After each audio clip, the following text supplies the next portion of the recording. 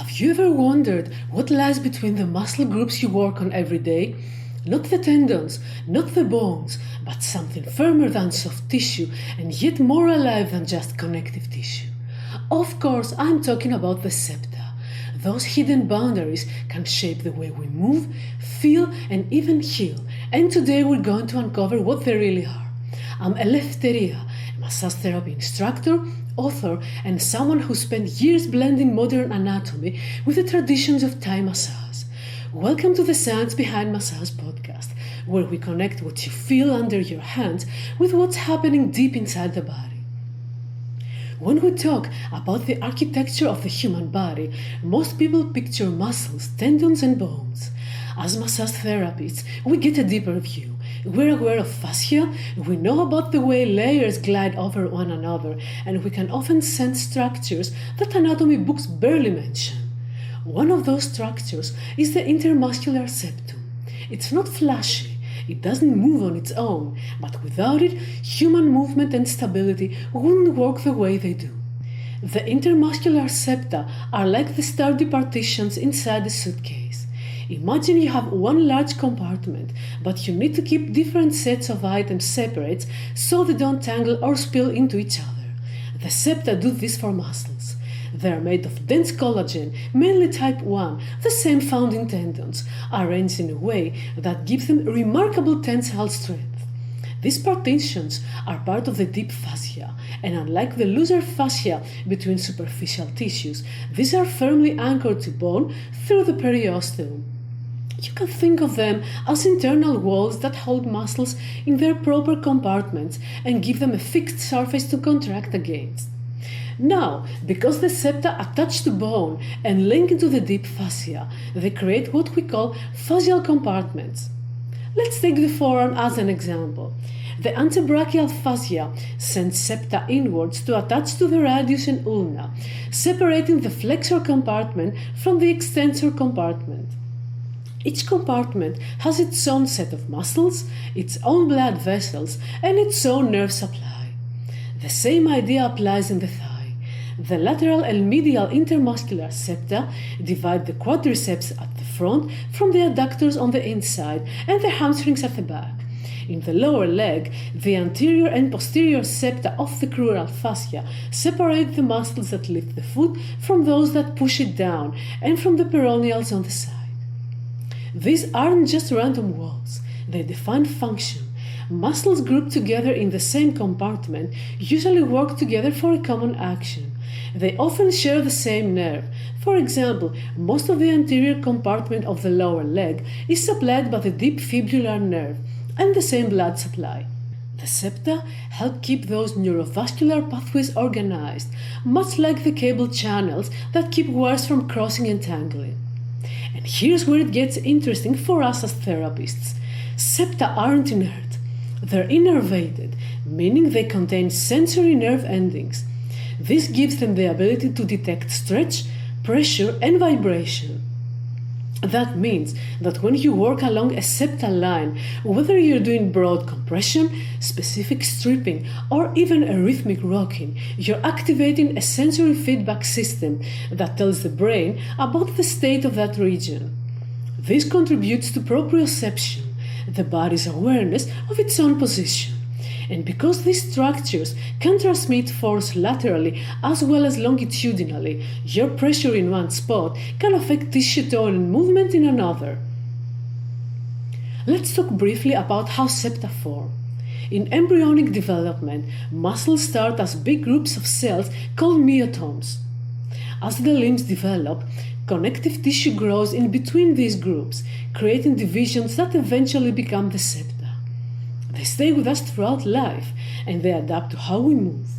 High mechanical load can make them thicker and stiffer. Inactivity can make them less defined and less elastic. Injuries and surgeries can change their shape and even cause adhesions that limit movement between compartments.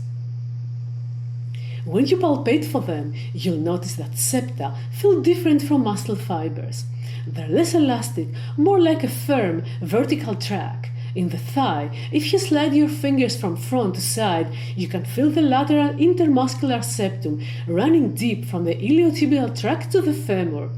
In the upper arm, the medial intermuscular septum runs between the biceps and triceps, providing a landmark for the brachial artery and median nerve. In the calf, the posterior septum separates the deep flexors, like tibialis posterior and flexor hallucis longus, from the soleus, guiding the posterior tibial artery and nerve down to the foot. One of the clinical situations where the septa become very relevant is compartment syndrome. This is when swelling or bleeding inside the compartment raises the pressure so high that blood flow is restricted. Because the septa and deep fascia are so strong and relatively non-stretchable, that pressure has nowhere to go. If it's not relieved, nerves and muscles can be damaged permanently. That's why in acute cases, surgeons have to perform a fasciotomy, cutting through the fascia and septa to relieve the pressure. For us, understanding this isn't about performing surgery, of course, but about appreciating how the body's internal walls can be both protective and, under the wrong conditions, dangerously limiting. Septa also matter for movement efficiency. When a muscle contracts, part of its force is transmitted directly to the tendon, but some of it spreads sideways into the surrounding fascia. Septa provide the stiff surface to push against, making contractions more efficient. This is especially true in multi-compartment movements like running or climbing, when forces in one group can stabilize another. From a Thai massage perspective, there's an even more fascinating connection. If you map out some of the major 𝕻 energy lines, you'll notice that several run along septal borders. For example, 𝕻 calatari along the medial thigh follows a path very close to the medial intermuscular septum between the quadriceps and adductor compartments. 𝕻 𝕻𝕋 and 𝕻𝕋𝕋 in the arms trace areas near the medial and lateral septa of the upper arm. Whether the ancient Thai healers consciously identified these fascial borders or simply noticed the physical and energetic changes along them, the result is the same.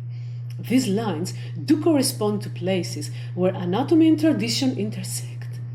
When you press along a 𝕻 line in these regions, you're often walking directly over a septum, stimulating the mechanoreceptors, influencing blood flow along the neurovascular bundles, and potentially affecting the coordination between muscle groups.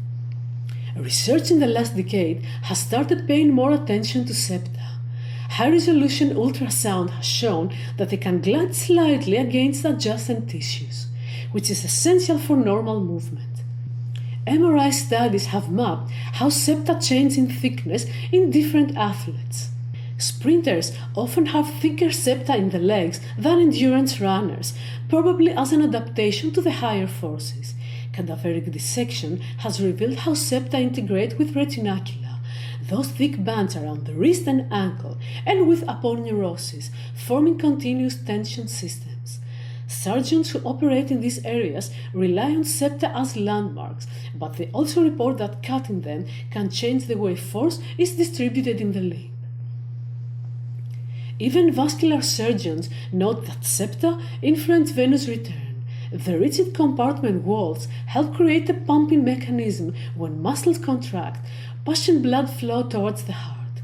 The same principle applies to lymphatic flow, and that means our work as massage therapists, especially when working rhythmically along compartments, could be supporting this natural pumping system. I'd like you to imagine working on the lateral leg. You're pressing just between the tibialis anterior and the peroneus longus, tracing that firm vertical boundary. That's the anterior intermuscular septum, carrying the deep fibular nerve forward and separating the dorsiflexors from the evertors. Your pressure here isn't just moving muscle fibers, it's influencing a structural border that connects mechanically to the ankle retinacula and communicates directly with the nervous system. The same happens in the forearm when you trace between the flexor carpi ulnaris and the extensor carpi ulnaris. There's a septum there, guiding the ulnar nerve and artery down into the hand. The more we understand these boundaries, the better we can work with them. They're not obstacles, they're guides. They tell us how force will travel, where nerves might be vulnerable, and how to target pressure for specific effects. And they're part of the fascial story that connects traditional massage maps to modern anatomical science.